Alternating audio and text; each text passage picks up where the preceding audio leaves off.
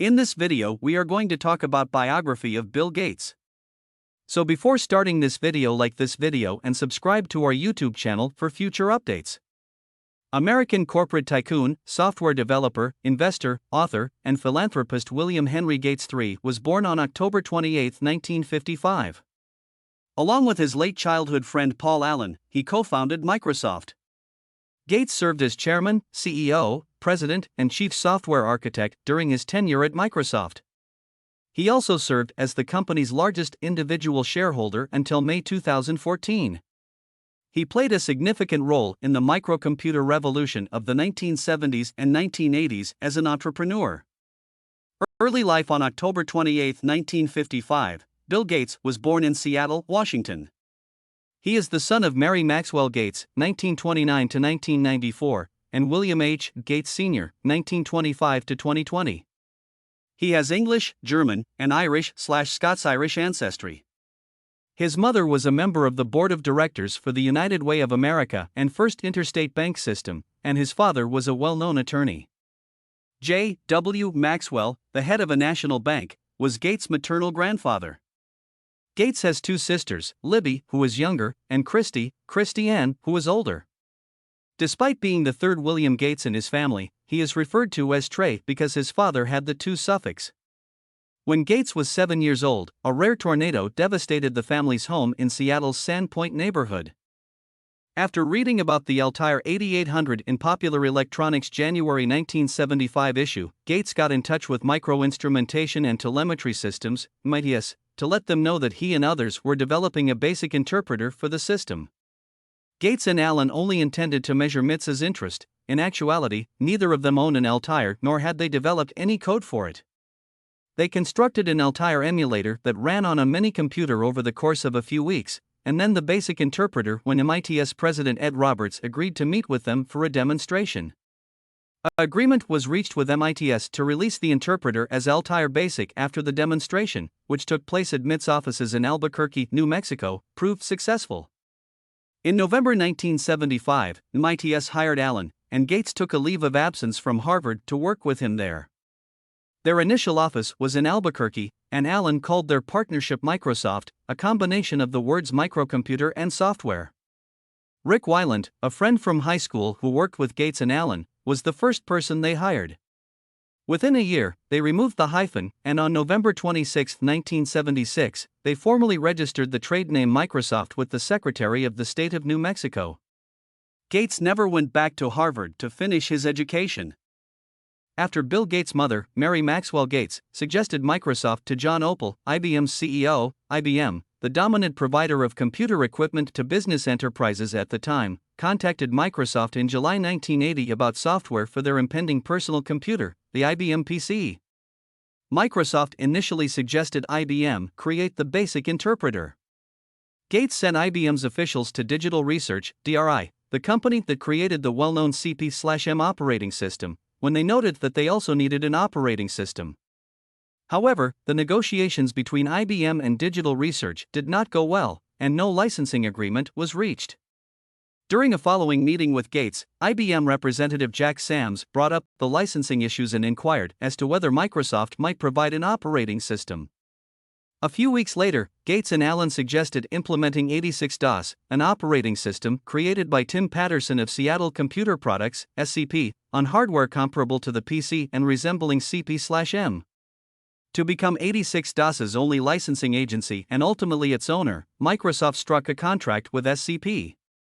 For a one-time payment of $50,000, Microsoft hired Patterson to modify the operating system for the PC and provided it to IBM as PC-DOS.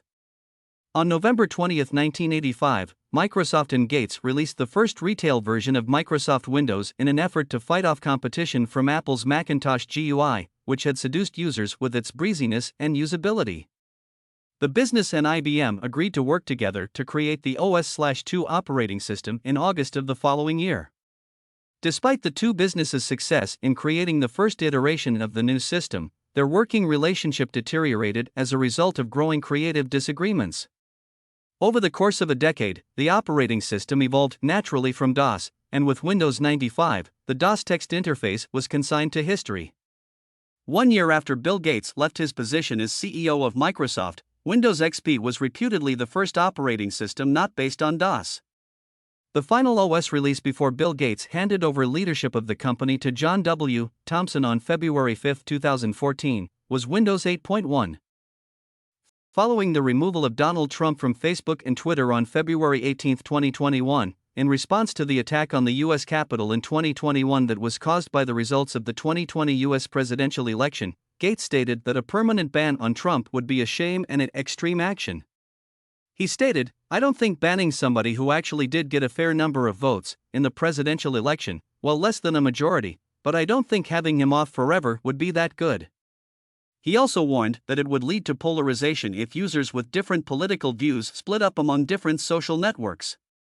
In April 2021, during the COVID-19 pandemic, Gates came under fire for advocating that pharmaceutical firms keep their COVID-19 vaccination patents. The criticism was raised because it would make it more difficult for less developed countries to get access to sufficient vaccinations. According to Tara Van Ho of the University of Essex, Gates makes it sound as if all the deaths in India are inevitable and that eventually the West will step in to help, but in reality, the US and UK are holding developing nations' feet to the fire by refusing to overturn protections for intellectual property rights. It's repulsive. The TRIPS waiver is opposed by Bill Gates. According to Bloomberg News, he recommended that Oxford University should instead sell the rights to its COVID-19 data to a single commercial partner rather than giving them away as it had stated. His opinions on the value of legal monopolies in software are related to his opinions on the value of legal monopolies in medicine. Bitcoin and other cryptocurrencies are criticized by Bill Gates. According to Gates, cryptocurrencies offer no useful output, make no positive contributions to society, and are particularly risky for smaller investors who may not be able to withstand the potentially large losses. Furthermore, Gates doesn't personally hold any cryptocurrencies. In 1994, Gates contributed some of his Microsoft stock to establish the William H. Gates Foundation after researching the contributions of John D. Rockefeller and Andrew Carnegie. The Bill and Melinda Gates Foundation was established in 2000 when Gates and his wife combined 3 family foundations and donated $5 billion worth of stock. In 2013, the Funds for NGOs organization named the foundation as the richest charitable organization in the world, with assets estimated to be worth more than $34.6 billion. Unlike other significant charity organizations like the Wellcome Trust, the foundation gives donors access to information that demonstrates how their donations are being used. The Gates Center for Computer Science, which inaugurated in 2009, was funded in part by a $20 million gift from Gates through his foundation to Carnegie Mellon University. David Rockefeller's generosity and substantial philanthropy have been cited by Gates as important influences. The Rockefeller family's philanthropic focus, in which they are interested in addressing global problems that are disregarded by governments and other organizations, served as a model for some of Gates and his father's charitable endeavors. Gates and his father visited with Rockefeller multiple times. With nearly $28 billion in charitable contributions as of 2007, Bill and Melinda Gates were the second most giving Americans. The couple intends to eventually give away 95% of their wealth. His wealth momentarily exceeded $101 billion in 1999. Due to the dot-com bubble crash and the multi-billion-dollar donations he has made to his charity foundations, the nominal worth of his Microsoft assets has decreased since 2000.